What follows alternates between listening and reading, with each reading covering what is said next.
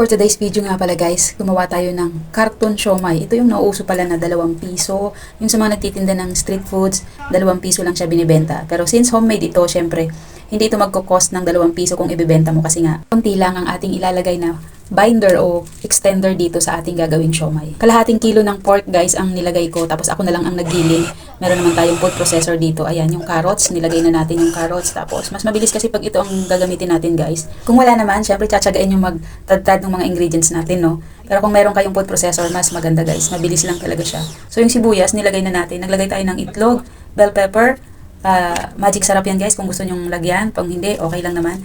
Tapos asin and oyster sauce. Huwag wawalain yung oyster sauce. Nagpapasarap talaga yan sa ating siomai.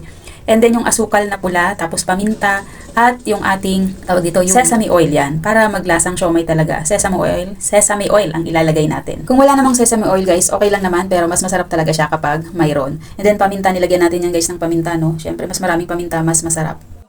Tapos naglagay na ako ng breadcrumbs at konting harina guys para mag-bind siya o hindi siya maghiwa-hiwalay kapag nagbalot na tayo sa ating siomai wrapper. At kapag kompleto na talaga ang ingredients natin, mekos-mekos lang natin ng malupit yan at pwede na tayong magbalot ng ating carton siomai. Itong siomai wrapper ko sa palengke rin to nabili guys. Hinati lang natin yan sa gitna para mas marami tayong magawa at medyo cute ang ating magiging carton siomai. Ewan ko ba bakit gaya-gaya tayo nito.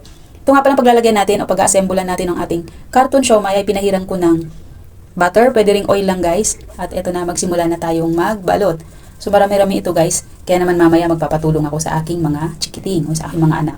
Kaya lang guys, kasimple magbalot, no? Parang ipapantay mo lang yung karne, yung mixture mo dito sa ating pambalot. And then yan, i-roll-roll nyo lang yan, balot-balot. So ayan, pinakita ko na rin ang mukha ko kay Meta para naman malaman niya na ako talaga ang gumagawa ng video na yan. Yan lang guys, napakadali niyan. Kung gusto nyo i-try yung recipe na ito, ay kayang-kaya nyo rin gawin yan. At yak, mag-i-enjoy kayo. Katulad nitong mga anak ko.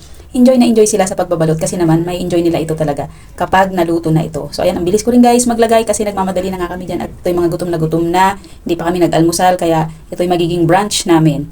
So in-steam lang natin yan ng 20 minutes sa preheated water. Tapos na ang ating siomai at ito yung magkakainan na panigurado. Ubus ito maya-maya lang guys.